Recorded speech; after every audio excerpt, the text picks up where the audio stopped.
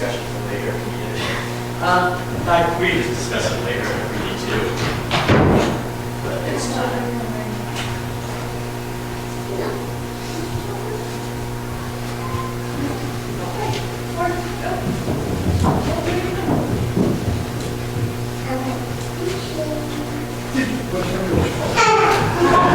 Oh.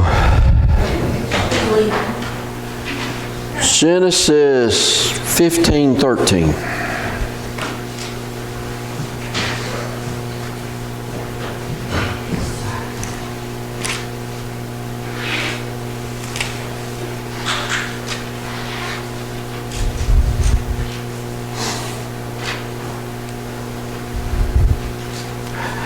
God said to Abram, "Know for certain that your descendants will be strangers in a land that is not theirs, where they will be enslaved and oppressed 400 years."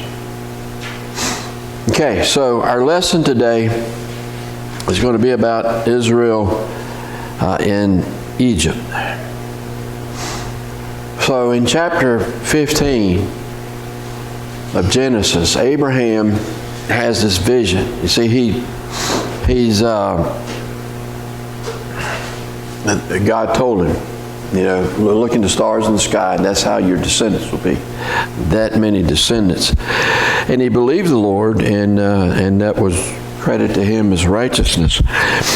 But then God told him to bring a heifer, a 3-year-old heifer, a 3-year-old female goat, and a 3-year-old ram, and a turtle dove, and a young pigeon. And he cut them in half and laid them on either side. And the birds, like the vultures and the buzzards and all those kind of birds, kind of trying to get these animals that he's cut in half and laid them out. And Abraham's there trying to fight them all off. And Abraham gets tired and he goes to sleep. And in his sleep, there was a great darkness that came upon him. That darkness was what led to this verse that we read. Know for certain that your descendants will be strangers in a land that is not theirs, where they will be enslaved and oppressed 400 years. Good morning. Good morning.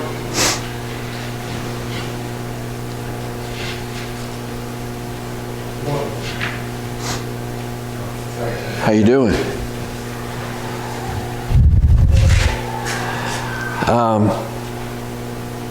But then the next verse says this, "But I will also judge the nation whom they serve." You give them Sunday school lesson? We're in Genesis 15.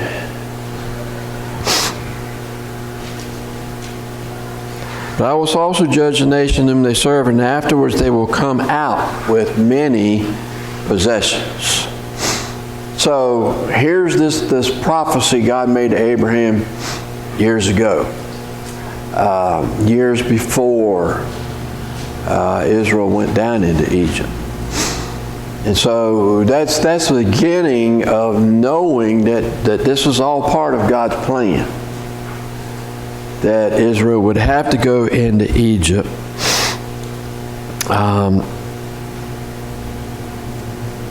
So let's talk about how did they get there. All right, we know Joseph was taken as a slave to Egypt and arose to great power. But let's talk about how all of that transpires and what takes place. How many wives did Jacob have? 2 wives. What were their names? Rachel and Leah. Now, Jacob loved Rachel. He had worked for her for 7 years and he got tricked. At the wedding, he got Leah instead of Rachel. So he had to work another 7 years to get Rachel, but he did. But Leah knew Rachel was his favorite. All right? And God knew that too, and somehow there seems to be some kind of way God's trying to help her out a little bit, because she has his first 4 sons. She has Reuben, Simeon, Levi, and Judah. And Rachel, realizing she's not able to bear children right now for some reason, gives her handmaid to Jacob. Her handmaid's name was Bilhah. Bilhah had 2 sons, Dan and Naphtali. Well, then Leah got a little jealous, so she gave her handmaid to Jacob. Her handmaid's name was Zilpah.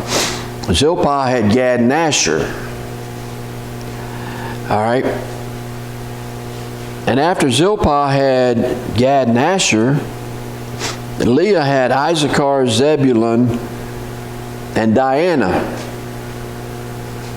Now, why bring up a female name when we're talking about descendants of Jacob? You don't hear that very often. Why we bring up Diana? Well, because of the issue with Diana, that made Simeon and Levi skip from the main blessing. Okay, yeah. Because when we talked about the blessings, remember it's Judah that gets the blessings. He's the 4th son, not the first son. Why does he get the blessing rather than Reuben or Simeon or Levi? Well, Diana plays into why Simeon and Levi didn't get it. Remember, we've been talking about that a lot on Wednesday night, Simeon and Levi, because someone took advantage of Diana. Simeon and Levi went and killed a whole bunch of people. And so Simeon kind of was swallowed up in the tribe of Judah.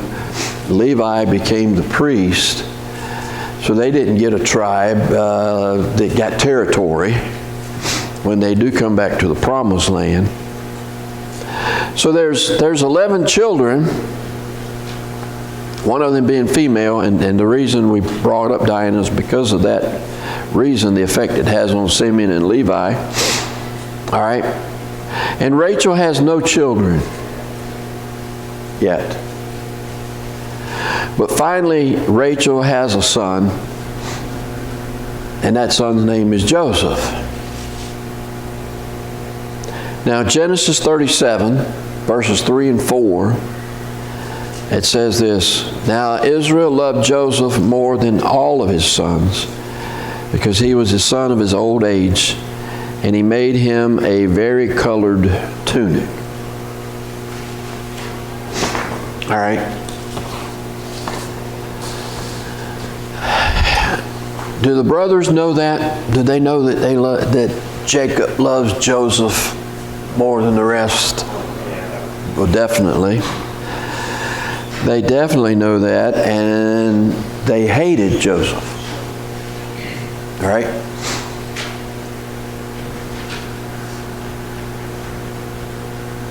But what drove the problem even more is Jacob started having dreams. Would somebody read Genesis 37, 5 through 10? Joseph had a dream. He told it to his brothers. They hated him all the more. He said to them, "Listen to this dream I had. When we were binding sheaves of grain out from the field, when suddenly my sheaf rose and stood upright, while your sheaves gathered around mine and bowed down to it." His brother said to him, "Do you intend to reign over us? Will you actually rule us?" And they hated him all the more because of his dream and what he had said. Then he had another dream, and he told it to his brothers. "Listen," he said, "I had another dream, and this time the sun and moon and 11 stars were bowed down to me." When he told his father as well as his brothers, his father rebuked him and said, "What is this dream you had? Will your mother and I and your brothers actually come and bow down to the ground before you?" All right. So, 2 dreams. Basically, the rest of the family is bowing down to Joseph in these dreams. When does that come true?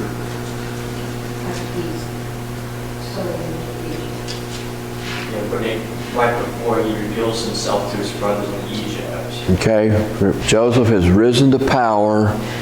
The brothers come down looking for food, and they had to go to Joseph to ask for the food. And they bow down to him, not knowing who he was, not even expecting to ever run across him again. He's the one they had to go to and ask for the food. Joseph had 2 dreams. Okay, he's the youngest. Right. So he's 90. He doesn't know. And he tells his brothers about the first dream, and he sees their reaction to that dream. And when he had the second dream, why did he tell them again? Because he saw what they did the first dream. You know, so. Nathaniel? Probably the same reason why Pharaoh had 2 different dreams, to prove that what he was shown would come true. Because at first it was the unclean cows eating the fat cows, and the withered grain eating the healthy grain. Having the dream twice, showing that this was something that would come true. The brothers may have dismissed the first dream, but when he had a second dream like it, it's bringing a strong conclusion that this may come true. Yeah, but you know, their reaction to Joseph True. was jealousy and Yeah. so sad, you know. What do you And it makes you wonder a little bit about Joseph.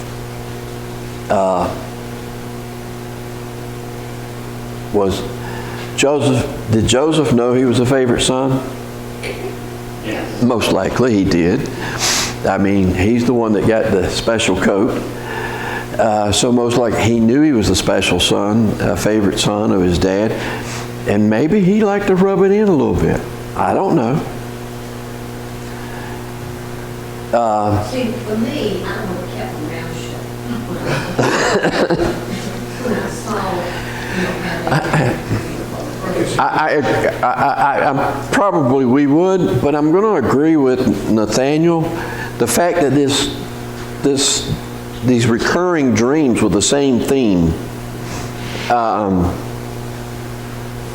show that something's going to happen. And it's important for the brothers to understand it's going to happen, because when they do finally bow down to him and he reveals himself, remember, they get afraid. And remember what he said to them? Don't worry about it. This was part of God's plan all along. And maybe those dreams clicked in their minds at that point. To understand that it was part of God's plan. So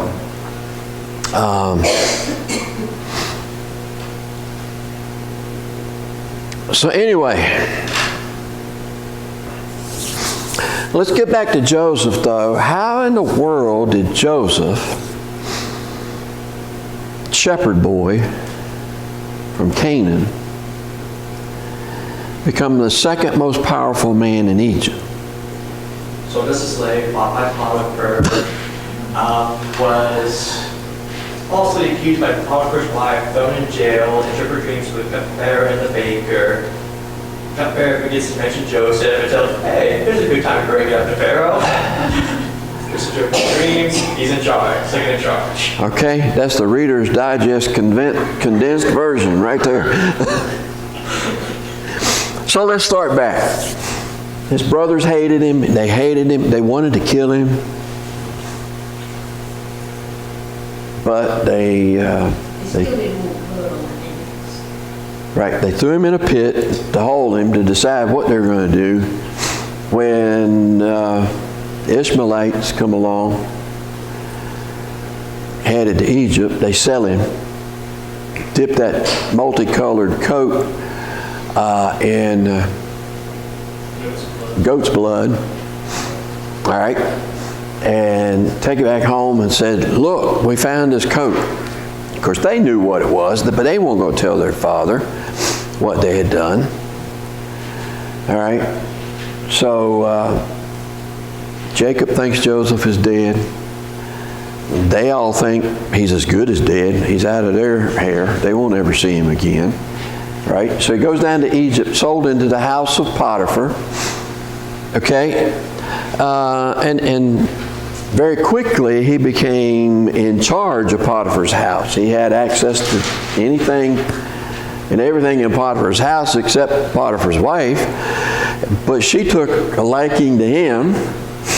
And he had to flee out of the house, and she grabbed his coat and said, he tried to rape me. So he ends up in jail. In jail, very quickly, he rises to be next in line to the jailer as far as overseeing everything. All right? And so then the butler and the cupbearer get thrown into prison. They both have dreams. Joseph interprets the dreams, but like Nathaniel said, they forgot to tell the king about the dreams until the king had dreams. Now, what was the king's dreams? About the 7 thinly cows swallowing the 7 fat cows. Okay, 7 very skinny cows ate or swallowed up 7 very fat cows, but they still were skinny. All right, and then? The 7 bad strings of grain swallowed up the 7 healthy. All right, so 7 ears of grain were swallowed up, 7 good, healthy ears of grain swallowed up by 7 sickly ears of grain. They were still not good. All right, so we've got these issues here that no one in Egypt could interpret. What does it mean? And finally, Pharaoh remembers how Joseph. yeah, they tell Joseph, they tell Pharaoh about Joseph. He can interpret dreams, and Joseph comes, makes it clear he doesn't interpret them, but God does. But then he told him there's going to be 7 years of plenty. There's going to be 7 years of famine. During the 7 years of plenty, you need to store up your grains and get ready for the famine. Well, the king said, well, there's nobody as wise as Joseph in this land. We'll make him next in charge. And so Joseph rode in the chariot behind the king whenever they went anywhere. He was the second most important man in the kingdom.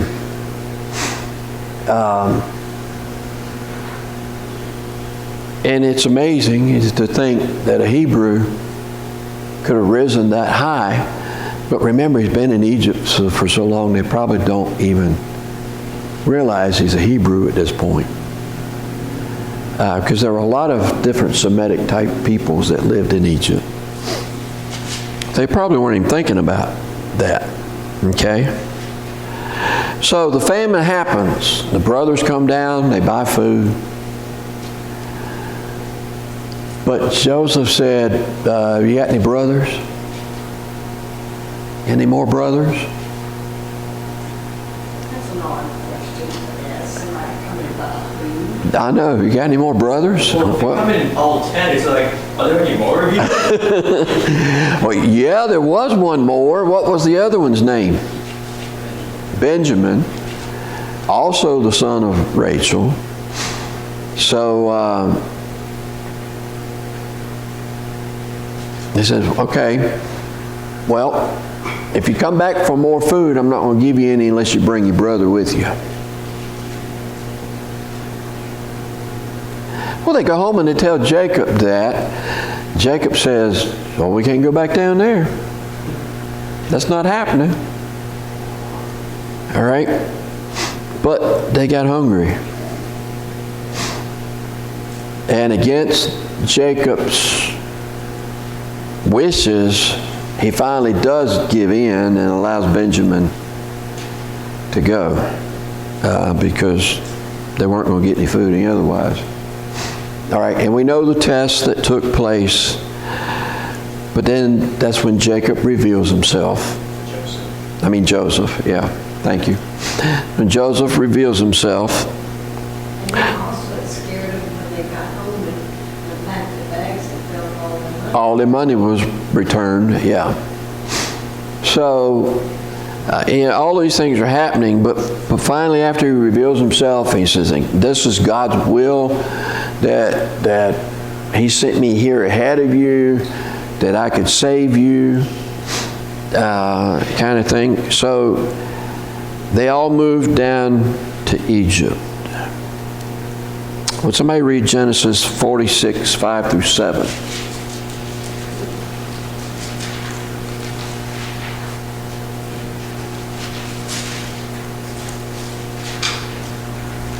Jacob left Beersheba. The sons of Israel took their father Jacob in the wagons Pharaoh had sent to carry him, along with their dependents and their wives. They also took the cattle and possessions they had acquired in the land of Canaan. And Jacob and all his offspring came with him to Egypt, the sons and grandsons and daughters and granddaughters, indeed all his offspring he brought with him to Egypt. Okay. So the whole family moves down to Egypt. Now, when they get there, Pharaoh realized they were shepherds. Shepherds were an abomination to the Egyptians. They did not like shepherds. They had all these dirty animals. If you live among those dirty animals, you don't smell so well anyway, right? So there's all of those kind of things that get involved in that. They didn't like shepherds. So where do they put the Israelites? The land of Goshen, which was a perfect place to raise livestock. But it was sort of separated from the rest of Egypt. So there was like a distance between the Israelites and all the Egyptians. All right. And of course, that situation worked well for a long time. Especially as long as people remembered Joseph. But in Exodus 1:8, it says, "Now a new king arose over Egypt who did not know Joseph." How in the world could a new king arise in Egypt that didn't know about Joseph?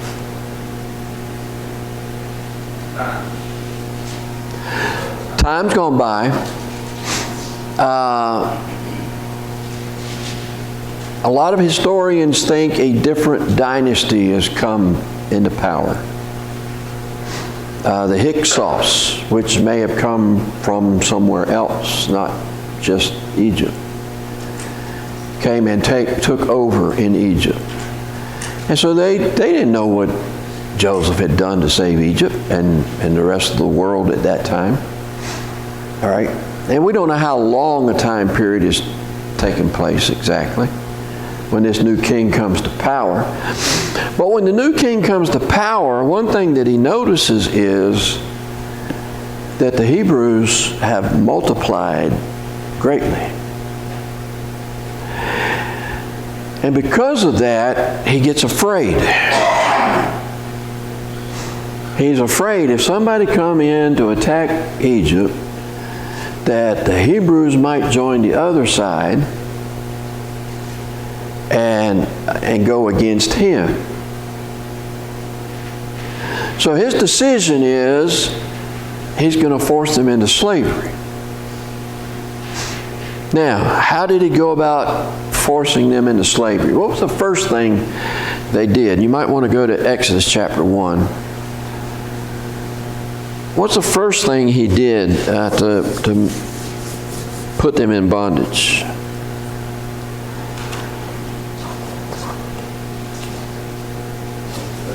forced labor to build some storage cities. Okay, so they appointed taskmasters over them and forced them to build these cities in Egypt, thinking that, you know, they're going to be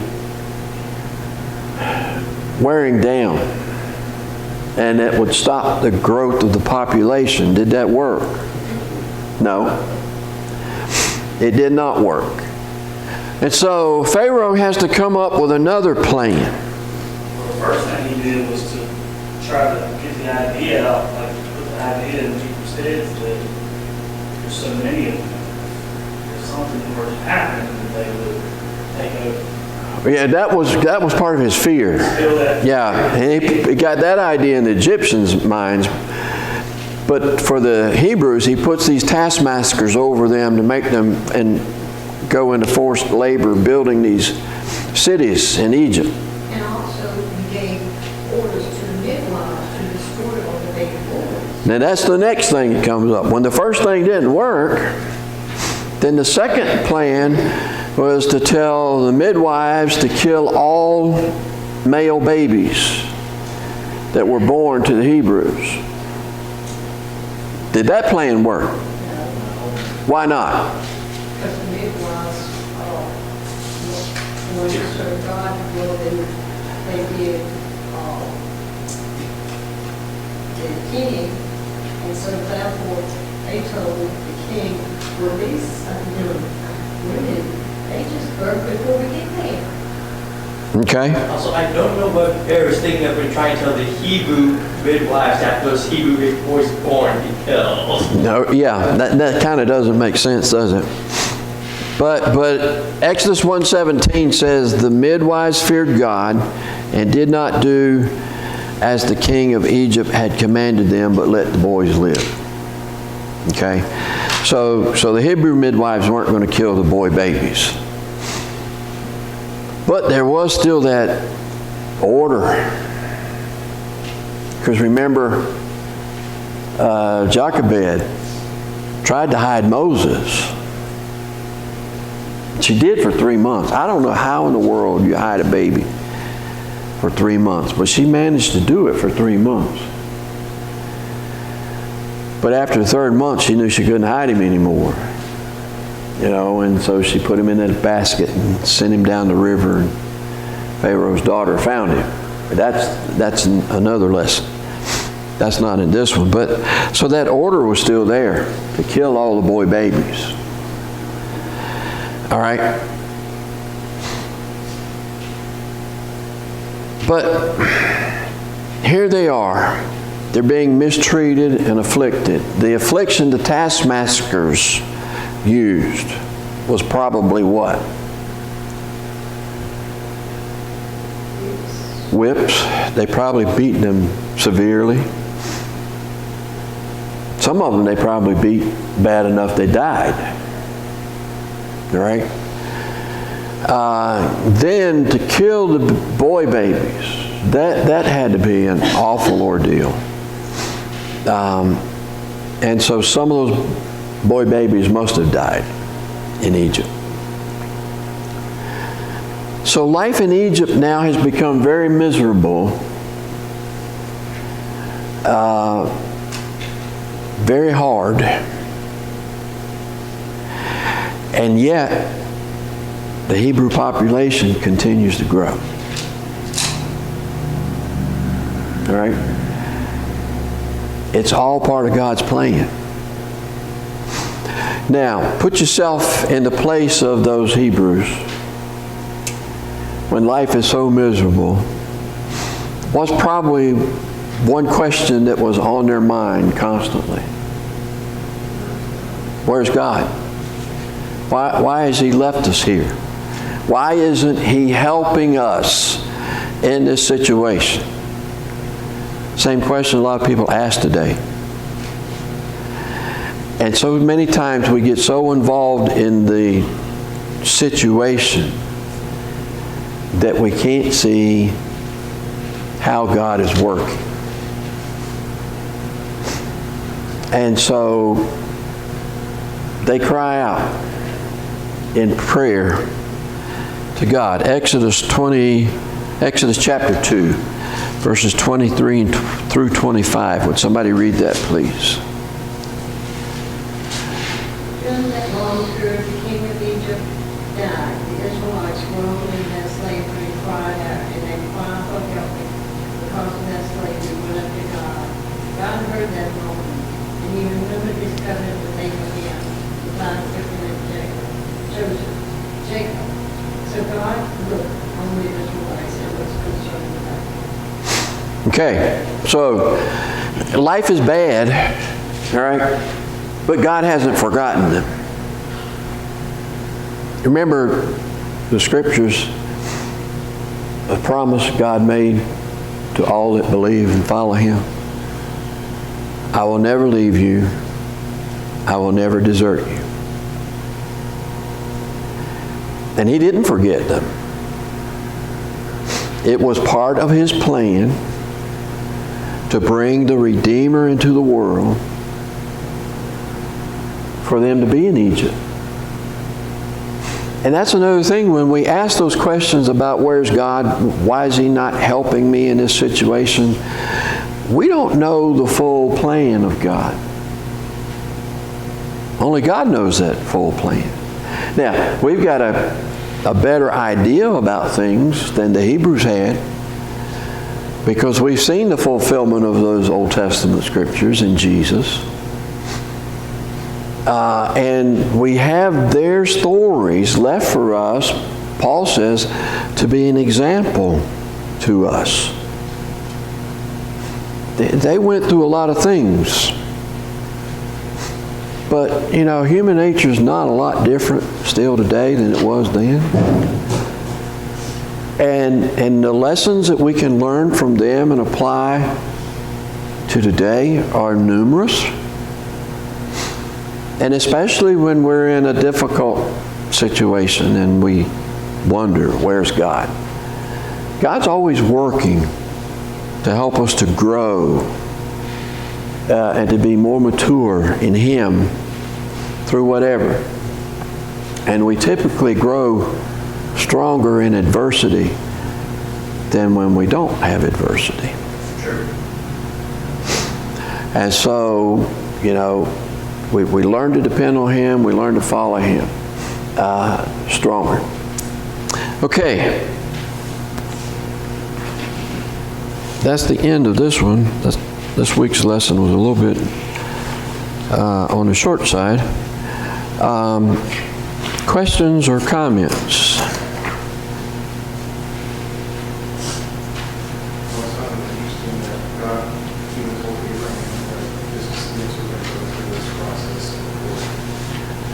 Yeah, that prophecy back in Genesis 15, that this is going to happen. So we can see it all as part of God's plan, because He had told Abraham way before it was going to happen.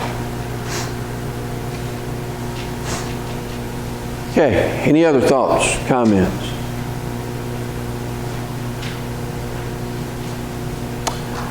All right, if not, Chad, would you lead us in prayer, please? God, thank you for this day. Thank you for our opportunity to come together and study the Word. Thank you for the use to our worship. That's in Jesus' name. Amen.